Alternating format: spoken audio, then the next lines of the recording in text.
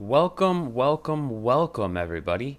Today, I have another very interesting episode for you. I'm going to get into a little bit more mental related things, but let's kick off the episode with the question of the day. This is now the third or fourth episode I'm doing this on. And if you guys are new to the show or just catching up, all of the shows will now also be on YouTube as well if you'd rather listen over there. And the reason I want to do that is because it'll set up a good spot for us to conversate about the question of the day. If you want to comment it there, you can also reach out to me. Today's question of the day is, how often do you let your ego dictate what you do? And if you want me to elaborate more on that, make sure you stay tuned for the entire show. I hope you enjoy, guys.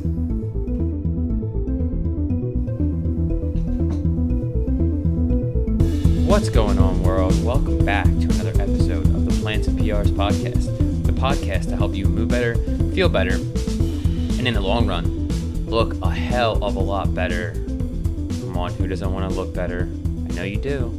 I know you do. Don't lie to me. Do not lie. Don't, you know what? More importantly, don't lie to yourself. My name is Tyler Egan. I am a certified personal trainer, and today we're going to be talking about you. Yeah, you. You motherfucker. Nah, I'm just kidding. We're going to be talking about just listening to yourself. One thing that, for the last year and a half or so, I've gotten a little bit more spiritual, if you will. I've been able to connect to myself in ways I never quite understood. And one of the things I started to notice was I would always beat myself up over things. But when I actually did them, everything was a lot better. For example, I talk about this all the time, not wanting to work out. You tell yourself, I don't want to work out, but then you do it and you feel way better. But the whole time you were telling yourself not to work out. You were telling yourself how much you didn't want to work out. And that's just a voice inside of your head. I consider that the ego. The ego, which tries to take over for us on a daily basis and control our lives in ways that a lot of people let it happen. And they never evolve. They never grow into the next iteration of themselves. They never become who they're truly meant to be because of it. The ego is a very, very negative part of ourselves, or at least I view it that way. What really turned me on to this way of thinking, this, I guess, way of life, I'm not really sure exactly how to call it, was a book called, I'm totally drawing a blank on it right now, holy shit, The Power of Now by Eckhart Tolle. It's more of like a spiritual, enlightening book, all about presence and being in the present moment, being in the now. And it really changed the way I viewed the world. It really changed the way that I carried myself and the way I thought about myself. And it really made me question everything that went through my head. You see, I think a lot of people go through life assuming that what's going on in their head is exactly who they are. And that's not the case. You are not your thoughts. You are not what's going on in your head. It's just your ego taking over.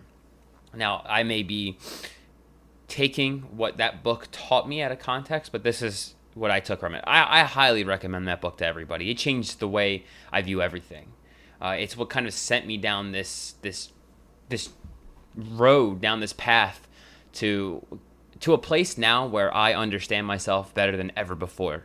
Don't get me wrong, there's still plenty I have to learn. There's still a tremendous amount of work to be done on myself, Tyler Egan, the man I am today. But, I'm just starting to scratch the surface, and I'm fucking excited. But before we get too into today's episode, I just want to bring this up to people because, I know not everybody wants to follow the media and politics, and not everybody wants to get involved, and I get it. I do. I was like that for a while. So a little context for you guys. I never followed politics. I never cared. I registered to vote when I was 18, almost immediately, because I really wanted to vote for Barack Obama. I wanted to be one of those people who could say, yeah, I helped get the first black president ever into office. It made me, I'm getting chills just thinking about it because it's kind of cool. I witnessed that. I witnessed the first African-American man to ever become president of the United States. That's pretty amazing. And if you think about it in this context, because I think a lot of people like to view America in such a negative way. And if you think about it in this context, the civil rights, the big civil rights movement was just back in the 1960s. So a little over 50 years ago, black people couldn't even go to the same school as white people. And then fast forward 50 years, we had a black president. There's a black woman running for VP right now. We've had 2 or 3 other women run for VP. There's plenty of women, minorities in Congress and Senate. And all this just happened in 50 years. In 50 years. That's what America's been able to do. I think that's pretty amazing.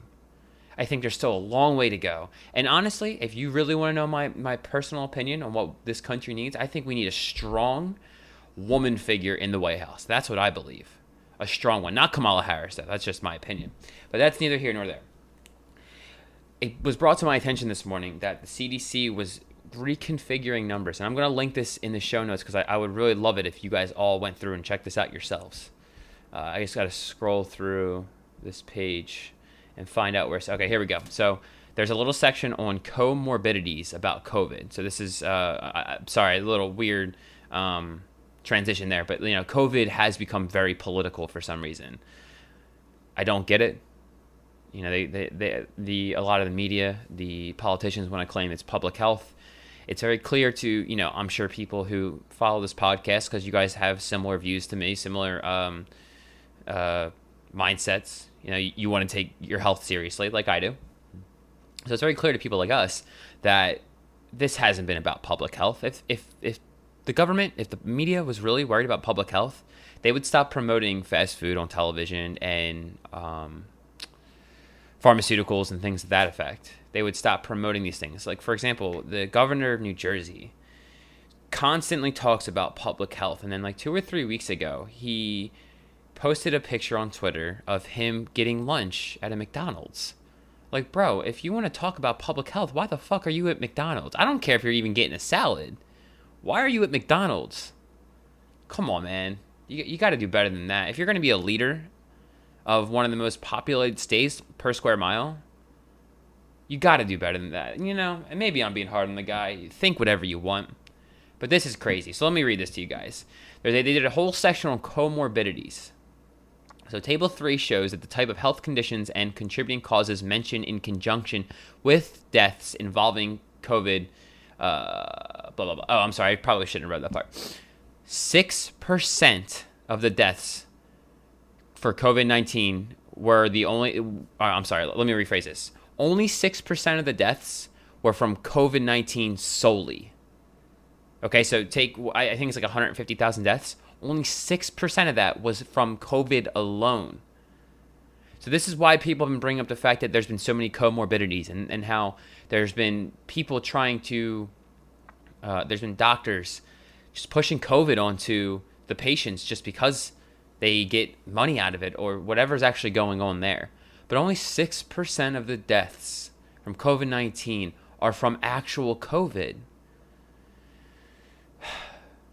They did this yesterday, and the media's, I think it was yesterday. I don't know, and this is more recent. This said week ending, table 3 conditions contributing to the deaths involving COVID by age group, United States, week ending February 1st to April 22nd. So they may have updated it yesterday, but the data comes from February 1st to August 22nd. So look, if that's the truth, that's the case, that really pisses me off.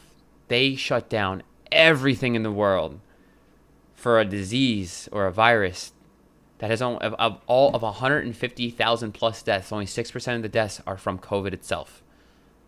That means people like us who are taking care of themselves don't really have much to worry about. We probably could have continued living our lives as we were and been fine because we understand the importance of health and fitness and how it affects our immune system and how it helps build our immune system up. So we had the capabilities to fight this. Honestly, I haven't gotten tested for COVID or the antibody test. I haven't just because I've been busy. But I would not be surprised if I did, if I had gotten it and beaten it. I really wouldn't have. Just because I take care of myself. I know I have a good immune system. I rarely get sick, knock on wood. I don't want to get sick now. But I don't know. I just wanted to bring it to your attention. I'll leave the link in the show notes for you guys. I highly encourage you guys to check it out. This is some freaky shit. because most of the hold on, the next thing that they say in this little article here was for deaths with conditions or causes in addition to COVID. On average, there were 2.6 additional conditions or causes per death. So basically, what they're saying is, of all the deaths, on average, there were 2.6 additional conditions on top of COVID. Now, they're just averaging that all together, but let's just round it down to 2. On average, of all the deaths, there were 2 more additional conditions. That's insane.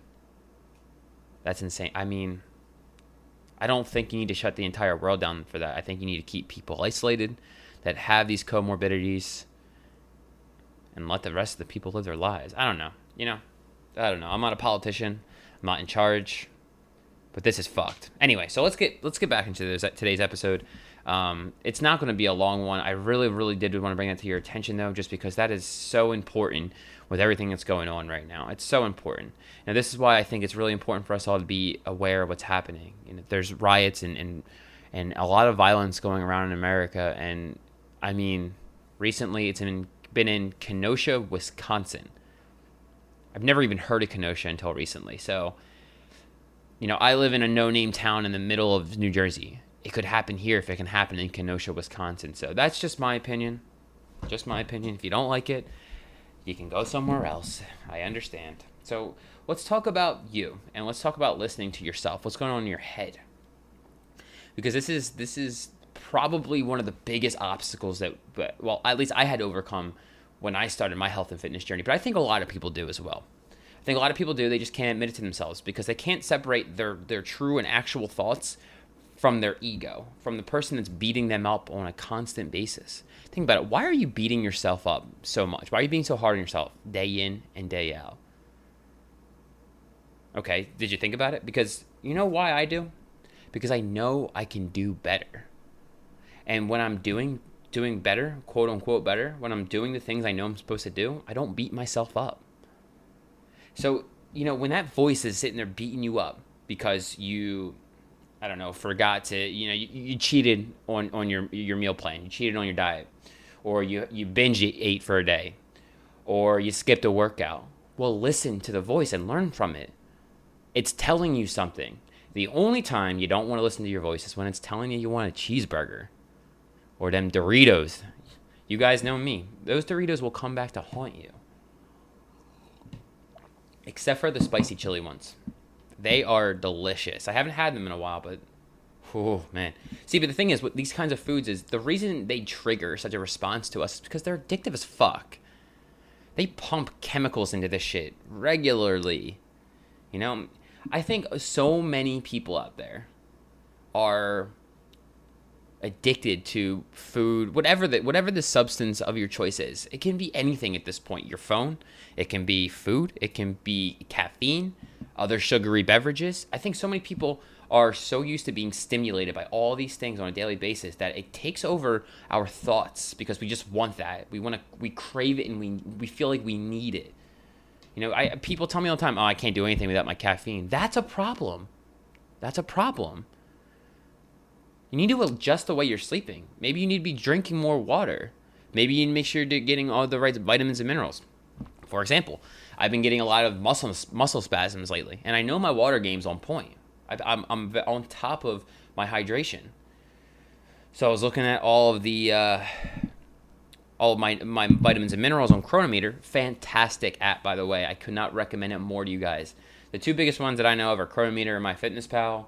Chronometer is way better in my opinion. It gives you a serious breakdown of all the vitamins and minerals. It even goes into omega 3, 6, and 9 fatty acids, which is incredible.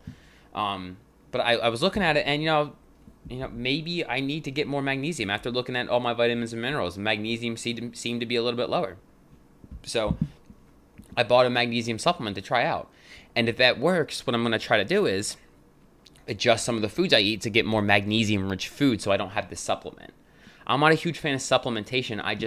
I just wanted to see if it would work. And last night, what magnesium actually does in the body is it's an electrolyte. Okay, so when you drink a Gatorade or a Powerade, there's supposed to be some of that in there. Now, if you actually read the nutritional facts on the back of whatever Gatorade, Powerade, whatever electrolyte drink you have, check for magnesium. People forget about it because they don't realize what it is. It's an electrolyte, and it's responsible for relaxing your muscles, which can help you sleep. A lot of people who have problems sleeping are they don't get enough magnesium in their diet. That was one of the first things I looked into when I was having sleeping issues was magnesium. And it changed everything. It changed everything. I started getting way better sleep when I started eating more magnesium-rich foods. So, that's why you have to look at the bigger picture, and you have to challenge yourself and see what you're doing wrong. You can't just blame external sources on everything. No one's making you do anything except for yourself, and that's why it's so important to be able to separate your own thoughts from your ego.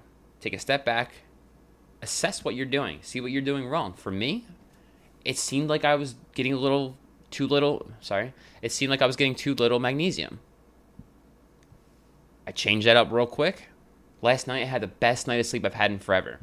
So that's what I'm saying. A lot of people are hooked on to so many of these things. Like, you should not need a cup of coffee to wake up in the morning. Realistically, you might need a couple minutes to get up. I get that. I'm there. But then I face a bottle of water. I'm good to just go headbutt a wall. I could take on a rhinoceros. I swear to God I could. I mean, I probably could. But I like to think I can, okay? Let me live. Let me live, people. I know I'm just talking to myself right now, but you know what? I could take on a fucking rhinoceros. I can. Yeah, I'm even drinking decaf coffee right now because I like to check myself before I wreck myself. It's all about listening to you and your body. But at the same time, it's recognizing when you're just craving some bullshit, when your ego is taking over and not forcing, it can't force you to do anything. You have to willingly do it. But taking care of your body and listening to it is different than what the body positivity movement wants to make it out to be. Caring for your body and listening to it is understanding when you may or may not have your best interest at heart, realistically. Because we're constantly being hit with all this marketing and whatnot. For example, I was on YouTube yesterday, and one of the convenience store around me / gas station is Wawa. I know it's big, but I know it's not across the country. And their commercial was like, "You deserve a treat." That's exactly how they started it. So we're constantly being marketed to like this, and we're constantly being fed. And we're not being fed, we're feeding ourselves addictive shit day in and day out. So naturally, we're going to crave it later. That ego is going to take over and want you to go get that ridiculous treat that they were broadcasting to me yesterday. And you have to know when to stop. That's what it means to understand yourself and want to take care of your body. It doesn't mean just feeding yourself garbage because you're craving it. Cravings don't mean shit.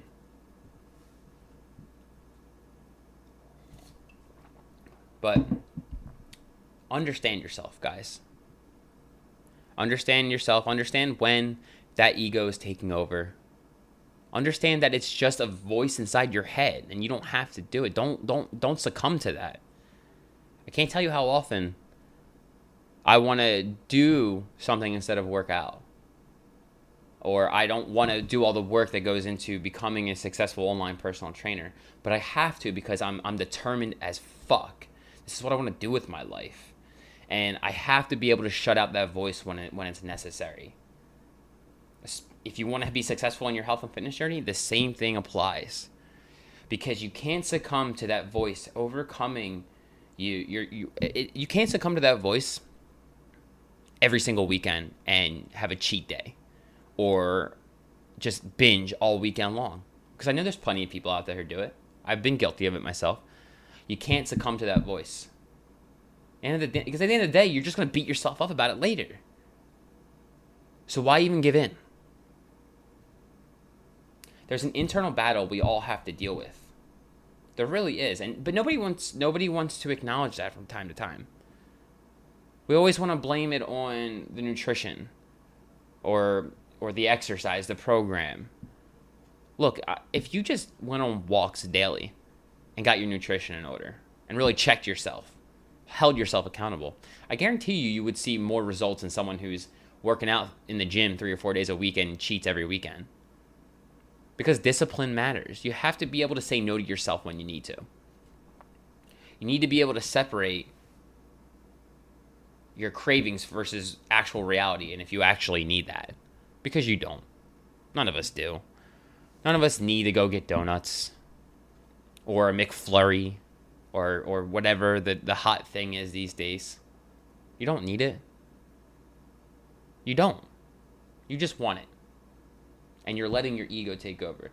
The ego, I mean, I'm just using that because I didn't really know how else to phrase that other voice inside your head. Because that same voice is the voice that, when in a conversation with somebody, won't allow you to hear their opinion and actually conversate with them. That voice is what shuts the conversation down almost immediately. Do you want to know how I know this? Because that is exactly how I used to be. I'm speaking from personal experience here. You couldn't have a conversation with me. I took everything personally. Everything. Everything. It's not worth it. I'm telling you guys, it's not worth it. And what I'm seeing out there today is that I wasn't alone. I fell into the societal norms of just letting our egos take over, not understanding myself. And that's what it really comes down to. Truly, truly understanding yourself. Next time you wake up in the morning, I challenge you, and you're like, oh, I need some caffeine. Don't give yourself that caffeine. Wait a little bit longer before you have that first cup of coffee and just drink some water. And then let me know how much you really needed it. I'm going to wrap the show up there today, guys. I know I was a little bit all over the place. That was a weird episode. I hope it makes sense to you guys. I really do. This is something that has been a huge difference maker when it comes to seeing results in my journey. And I think you guys will see similar results. Well, maybe not similar because we're all going through our own journeys, but you guys will also see results if you start focusing on what's going on in your head and separating what you really think to be true and what you're letting your ego control. Because there is a distinct difference. Andy Frisella calls it his bitch voice, and I like that one too, but I didn't want to steal his thunder on this entire episode. So you can call it your bitch voice too if you want. That's up to you. If you guys took anything from this, if you like the show, if you like what I do, if you like my content, please leave a rate and review on iTunes. The videos will now be up on YouTube. There's not going to be any visual content really except for an audiogram, but they will be there for those of you who don't have any podcasting platforms. And I think that's it. If you're on YouTube, make sure you rate and review, subscribe, leave a comment, answer the question of the day, and I will check you guys out in the next episode. Peace. Thank you for watching the entire video. If you enjoyed it, please hit the subscribe button, the notification bell, and stay tuned for more because I'm going to start uploading more podcast episodes here. And yeah.